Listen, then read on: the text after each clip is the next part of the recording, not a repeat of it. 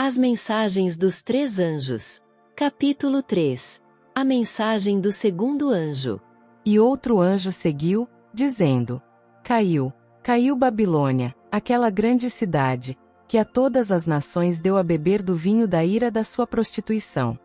Apocalipse 14, verso 8. Contexto histórico.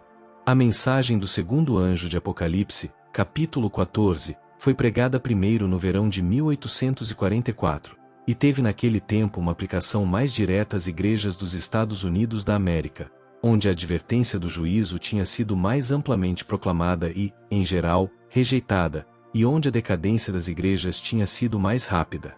As igrejas não receberam a luz da mensagem do primeiro anjo, e, ao rejeitarem a luz do céu, perderam o favor de Deus. Confiaram na sua própria força, e, pela sua oposição à primeira mensagem, colocaram-se onde não podiam ver a luz da mensagem do segundo anjo. Porém, os amados de Deus, que foram oprimidos, responderam à mensagem: Caiu Babilônia, e saíram das igrejas caídas. Perto do fim da mensagem do segundo anjo, viu uma grande luz vinda do céu que brilhava sobre o povo de Deus. Os raios dessa luz pareciam brilhantes como o sol. E ouvi as vozes de anjos aclamarem: Vem aí o noivo, saí ao seu encontro. O clamor da meia-noite foi apresentado para dar poder à mensagem do segundo anjo. Anjos foram enviados do céu para despertarem os santos desanimados, e para os prepararem para a grande obra que tinham diante deles. Os homens mais talentosos não foram os primeiros a receber esta mensagem. Foram enviados anjos aos humildes e dedicados, e constrangeram-nos a erguerem o clamor: Eis o noivo! Saí ao seu encontro. Os que estavam encarregados do clamor apressaram-se e, no poder do Espírito Santo, fizeram soar a mensagem, e despertaram os seus desanimados irmãos. Este clamor não se apoiava na sabedoria e na erudição de homens, mas no poder de Deus, e os seus santos, que ouviam o clamor, não podiam resistir-lhe. Os mais espirituais recebiam esta mensagem em primeiro lugar, e os que tinham anteriormente dirigido o trabalho eram os últimos a receber e ajudar a expandir o clamor. Eis o noivo! Saí ao seu encontro. Em todas as zonas do país, foi dada luz acerca da mensagem do segundo anjo, e o clamor amoleceu o coração de milhares. Foi de cidade em cidade, e de aldeia em aldeia, até que o povo expectante de Deus ficou completamente desperto. Muitas pessoas não permitiram que esta mensagem entrasse nas igrejas, e um grande grupo, que tinha o testemunho vivo no seu coração, deixou essas igrejas caídas. Uma poderosa obra foi realizada pelo clamor da meia-noite. A mensagem era de natureza a promover o exame do coração, e levava os crentes a buscarem, por si mesmos, uma experiência viva. Sabiam que não podiam apoiar-se uns nos outros. Os santos esperaram ansiosamente pelo seu Senhor, com jejuns, vigílias e oração quase constante. Mesmo alguns pecadores olhavam para aquele tempo com terror, mas a grande maioria parecia atiçada contra esta mensagem, e manifestou o espírito de Satanás na sua oposição à mensagem. Zombavam e escarneciam, e ouvia-se em toda parte: Ninguém sabe o dia nem a hora. Anjos maus exultavam ao seu redor, pressionando-os para endurecerem o coração e rejeitarem todos os raios de luz do céu, para poderem mantê-los seguros na cilada. Muitos, que não tinham nada a ver com a obra, professavam estar à espera do seu Senhor. A glória de Deus que tinham testemunhado, a humildade e a profunda devoção dos que esperavam, e o peso esmagador das provas, faziam com que professassem receber a verdade. Mas não se tinham convertido. Não estavam preparados. Por toda parte, os santos sentiam um espírito de solene e fervorosa oração. Uma santa solenidade repousava sobre eles. Com o mais profundo interesse, anjos tinham observado o resultado e estavam a animar aqueles que recebiam a mensagem celestial e a afastá-los das coisas terrestres para obterem um grande suprimento da fonte da salvação. O povo de Deus era então aceite por ele. Jesus olhava para eles com prazer. A sua imagem refletia-se neles. Tinham feito um sacrifício total, uma completa consagração, e esperavam ser levados para a imortalidade. Mas estavam de novo destinados a ser tristemente decepcionados. O tempo em que tinham confiado, na expectativa de livramento, passou. Continuavam na terra e os efeitos da maldição nunca pareceram mais visíveis. Tinham posto as suas afeições no céu, e, com doce antecipação, tinham provado o livramento imortal, mas as suas esperanças não se realizaram. Jesus não veio à terra, como o grupo expectante e jubiloso esperava, para purificar o santuário, ao purificar a terra pelo fogo. Vi que eles estavam certos no seu cálculo dos períodos proféticos. O tempo profético terminou em 1844. O seu erro consistiu em não entenderem o que era o santuário nem a natureza da sua purificação. Jesus entrou no lugar santíssimo para purificar o santuário no fim dos dias. Olhei de novo para o desapontado grupo que esperava. Pareciam tristes. Examinavam cuidadosamente as evidências da sua fé e analisaram a contagem dos períodos proféticos, mas não descobriram qualquer erro. O tempo estava cumprido, mas onde estava o seu Salvador? Tinham-no perdido. Vi que, ao olhar Jesus, com a mais profunda compaixão, para os desapontados, enviou os seus anjos para dirigirem a sua mente para que pudessem encontrá-lo e segui-lo onde ele estava, para que pudessem compreender que a terra não é o santuário, que ele devia entrar no lugar santíssimo do santuário celestial, para o purificar, para fazer uma expiação especial por Israel, e para receber o reino do seu Pai, e, depois, voltar à terra e levá-los para habitarem com ele para sempre. Foi-me mostrado o interesse que todo o céu tinha tomado na obra que tinha estado a ser realizada na terra. Jesus comissionou um forte e poderoso anjo para que descesse e advertisse os habitantes da terra de que se preparassem para o seu segundo aparecimento. Vi o poderoso anjo deixar a presença de Jesus no céu. Diante dele ia uma luz extremamente brilhante e gloriosa. Foi-me dito que a sua missão era iluminar a terra com a sua glória e advertir o homem a respeito da iminente ira de Deus. Multidões receberam a luz. Alguns pareciam muito solenes, enquanto outros se mostravam jubilosos e arrebatados. A luz era derramada sobre todos, alguns, porém, ficavam meramente sob a sua influência, mas não a recebiam de coração. Contudo, todos os que a tinham recebido voltavam o rosto para o céu e glorificavam Deus. Muitos encheram-se de grande ira. Ministros e povo uniram-se aos perversos e obstinadamente resistiram à luz derramada pelo poderoso anjo. Mas todos os que a receberam afastaram-se do mundo e uniram-se intimamente uns aos outros. Os que rejeitaram a luz da mensagem do primeiro anjo, e que a ela se opuseram, perderam a luz do segundo, e não puderam ser beneficiados pelo poder e pela glória que acompanhava a mensagem. Eis o noivo. Jesus desviou-se deles com a fisionomia carregada. Tinham-no menosprezado e rejeitado. Os que receberam a mensagem foram envolvidos numa nuvem de glória. Esperavam, vigiavam e oravam para conhecer a vontade de Deus. Temiam muito ofendê-lo. Vi Satanás e os seus anjos a procurarem impedir que essa luz divina chegasse ao povo de Deus, mas, enquanto os que esperavam mostravam apreço pela luz e conservavam os olhos afastados da terra e voltados para Jesus, Satanás não tinha poder para os privar dessa preciosa luz. A mensagem dada pelo céu enfureceu Satanás e os seus anjos e levou os que professavam amar Jesus, mas que desprezavam a sua vinda, a escarnecerem dos fiéis e confiantes e a ridicularizá-los. Porém, um anjo anotava cada insulto, cada falta de consideração, cada injúria que os filhos de Deus recebiam dos seus professos irmãos. Muitos levantaram a voz para clamar: Eis o noivo! E deixaram os seus irmãos que não amavam o aparecimento de Jesus e que não toleravam ouvi-los falar sobre a sua segunda vinda. Vi Jesus desviar o seu rosto dos que rejeitavam e desprezavam a sua vinda, e depois ordenar aos anjos que levassem o seu povo a sair do meio dos impuros, para que não fosse contaminado. Os que foram obedientes às mensagens saíram livres e unidos. Uma luz santa e excelente brilhava sobre eles. Renunciaram ao mundo, separaram os seus afetos dele e sacrificaram os seus interesses terrenos. Abandonaram os seus tesouros terrestres, e o seu ansioso olhar era dirigido para o céu, esperando ver o seu amado libertador. Uma santa luz refugia sobre o seu semblante, revelando a paz e a alegria que reinavam no seu íntimo. Jesus ordenou aos seus anjos que fossem e os fortalecessem, pois aproximava-se a hora da sua prova. Vi que esses que esperavam ainda não tinham sido provados como deviam ser. Não estavam livres de erros.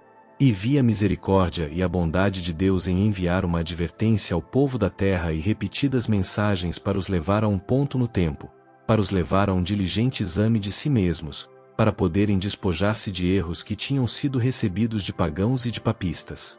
Por meio dessas mensagens, Deus tem estado a conduzir o seu povo para onde ele pode atuar em seu favor com maior poder, e onde eles podem guardar todos os seus mandamentos. Caiu Babilônia. Babilônia designa falsa religião. O termo Babilônia é derivado de Babel, e significa confusão. É usado nas Escrituras para designar as várias formas de religião falsa ou apóstata.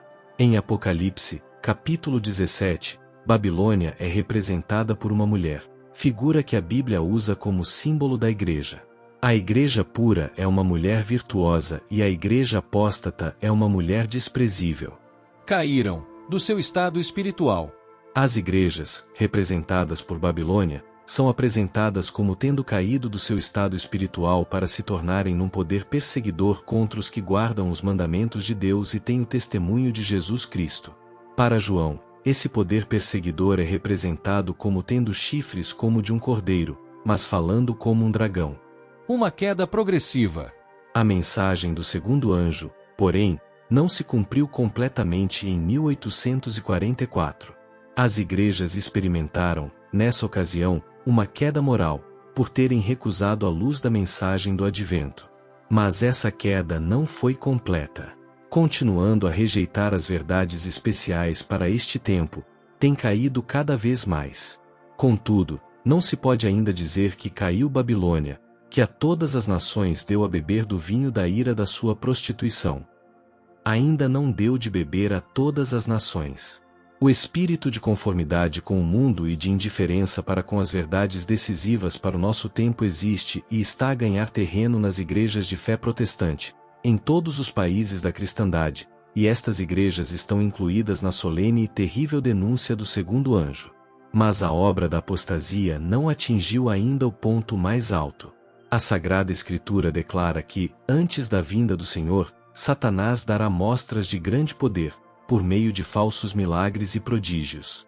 Utilizará todas as artimanhas do mal, para enganar, e os que se perdem, por não terem apreciado nem aceitado a verdade que os podia salvar, serão deixados à mercê de uma força enganadora, que os leva a acreditarem na mentira, segundo Tessalonicenses 2, versos 9 a 11.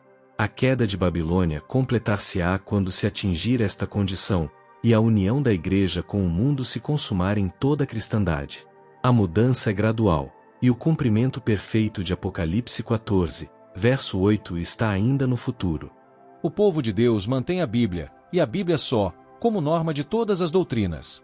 Mas Deus terá sobre a terra um povo que manterá a Bíblia, e a Bíblia só, como a norma de todas as doutrinas e a base de todas as reformas. As opiniões de homens instruídos, as deduções da ciência, os credos ou as decisões dos concílios eclesiásticos, tão numerosos e discordantes como são as igrejas que representam a voz da maioria, nenhuma destas coisas, nem todas em conjunto, deveria ser considerada como prova a favor ou contra qualquer ponto de fé religiosa.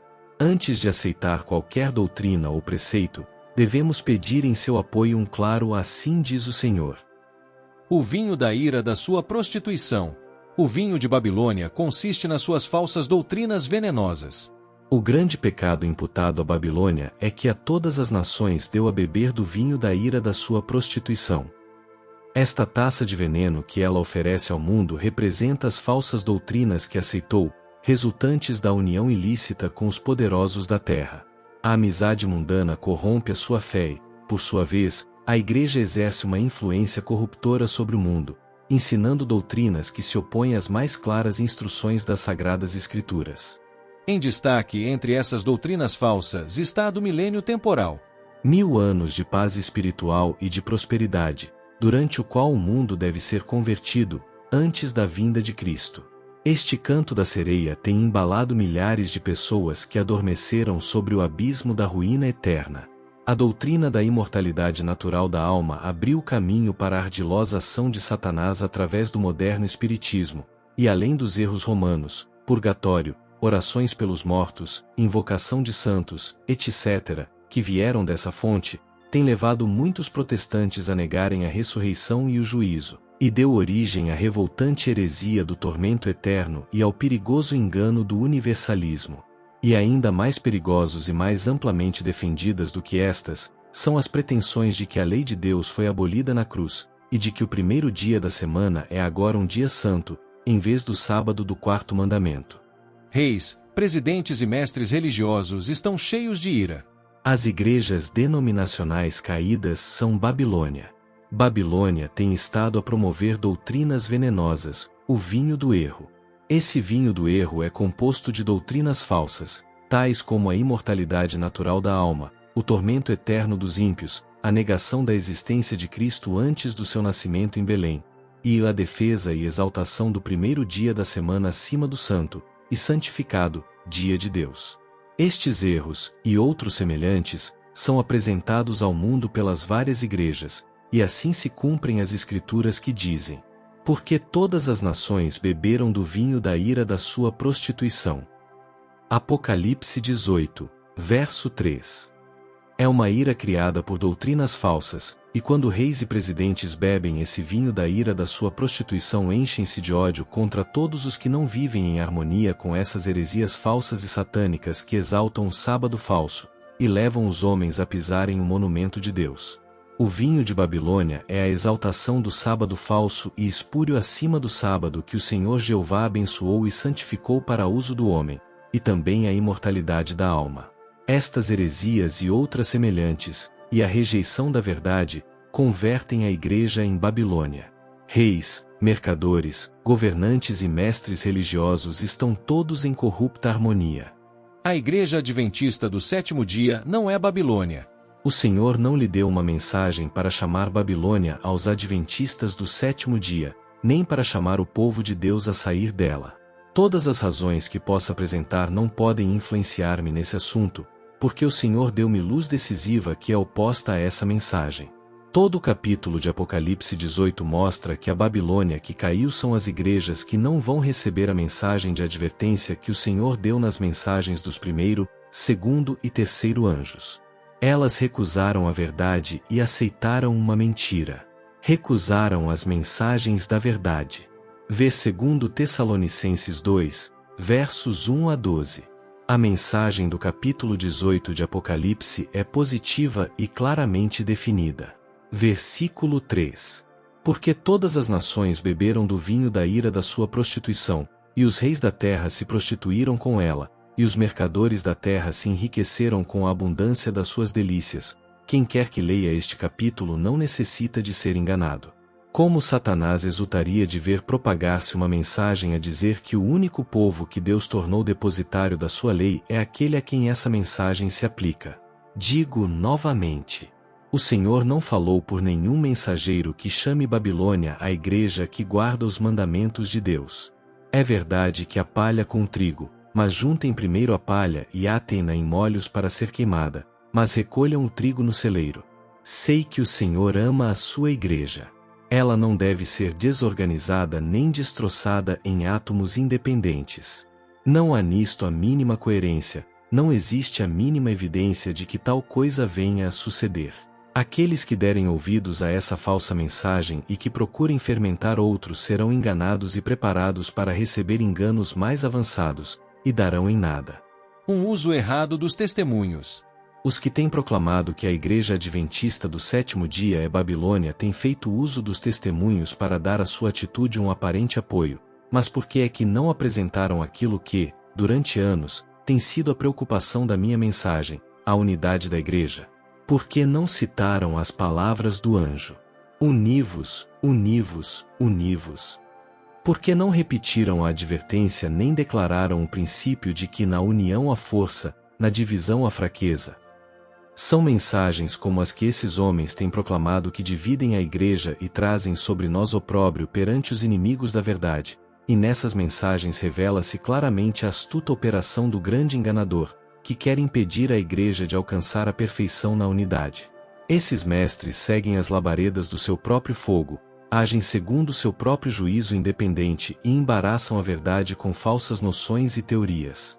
Rejeitam o conselho dos seus irmãos e avançam no seu próprio caminho, até ficarem justamente o que Satanás deseja, espiritualmente desequilibrados. Meu irmão Stanton, sei que está a tomar a posição de que a Igreja Adventista do sétimo dia é Babilônia e de que todos os que se hão de salvar devem sair dela. Não é o único homem que Satanás tem enganado nesse assunto. Nos últimos 40 anos, levantou-se homem após homem, afirmando que o Senhor os tinha enviado com essa mesma mensagem, mas, deixe-me dizer-lhe, como lhes disse a eles, que essa mensagem que está a proclamar é um dos enganos satânicos destinado a criar confusão entre as igrejas. Meu irmão, está certamente fora do caminho. A mensagem do segundo anjo devia ir à Babilônia às igrejas, proclamando a sua queda, e chamando as pessoas a saírem dela. Essa mesma mensagem deve ser proclamada a segunda vez. Meu irmão, se está a ensinar que a Igreja Adventista do sétimo dia é Babilônia, está errado. Deus não lhe deu nenhuma mensagem assim para proclamar. Satanás usará qualquer mente a que possa ter acesso, inspirando homens a criarem falsas teorias, ou a desviarem-se por qualquer tangente errada, para dar origem a um falso entusiasmo, e assim afastar as almas do verdadeiro assunto para este tempo. Presumo que algumas pessoas possam ser enganadas pela sua mensagem, porque estão cheias de curiosidade e desejam alguma coisa nova. Entristece-me verdadeiramente que seja enganado de qualquer maneira pelas sugestões do inimigo, pois sei que a teoria que defende não é verdade. Ao apresentar as ideias que apresenta, causará grande prejuízo a si mesmo e a outros. Não procure interpretar mal, torcer e perverter os testemunhos para justificar qualquer mensagem de erro como essa. Muitos já passaram por esse terreno e causaram muito mal. Ao começarem outros precipitadamente, cheios de zelo, a proclamar essa mensagem, vez após vez, foi-me mostrado que ela não é verdade. Deus tem na terra uma igreja que é o seu povo escolhido, que guarda os seus mandamentos. Ele está a guiar, não galhos transviados, não um aqui e outro ali, mas um povo. A verdade é um poder santificador, mas a igreja militante não é a igreja triunfante. Há joio no meio do trigo. Queres, pois, que vamos arrancá-lo? Foi a pergunta do servo, mas o Senhor respondeu: Não, para que, ao colher o joio, não arranqueis também o trigo com ele. A rede do Evangelho apanha não só peixes bons, mas também maus, e só o Senhor sabe quem são os seus. É nosso dever individual andarmos humildemente com Deus. Não devemos buscar nenhuma mensagem estranha, nova. Não devemos pensar que os escolhidos de Deus, que procuram andar na luz, compõem Babilônia. As igrejas denominacionais caídas são Babilônia.